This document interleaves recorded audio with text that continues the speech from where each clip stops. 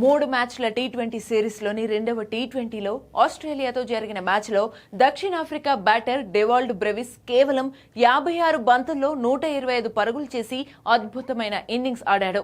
22 ఏళ్ల బ్రెవిస్ ప్రత్యర్థి బౌలర్లపై ఏమాత్రం కనికరం చూపలేదు.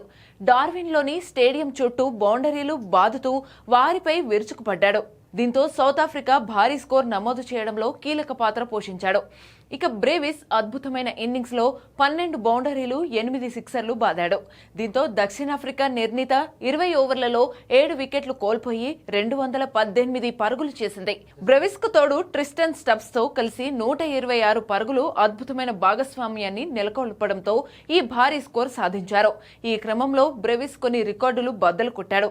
ఇక ఈ సెంచరీతో బ్రెవిస్ టీ20లో సౌత్ ఆఫ్రికా తరపున అత్యధిక పరుగులు చేసిన బ్యాటర్ గా నిలిచాడు. దీంతో పాటు ఆస్ట్రేలియాపై ఫాస్టెస్ట్ సెంచరీ చేసిన ఆటగాడిగాను బ్రెవిస్ అరుదైన రికార్డు క్రియేట్ చేశాడు. ఇక వీటితో పాటు సౌత్ ఆఫ్రికా తరపున సెంచరీ చేసిన అతి పిన్న వయస్కుడిగాను బ్రెవిస్ నిలిచాడు. ఇలా ఇటు బ్యాటింగ్ లోనే కాకుండా ఫీల్డింగ్ లో కూడా బ్రెవిస్ అదరగొట్టాడు. 2 కీలకమైన క్యాచ్లు అందుకుని జట్టు విజయంలో కీలక పాత్ర పోషించాడు.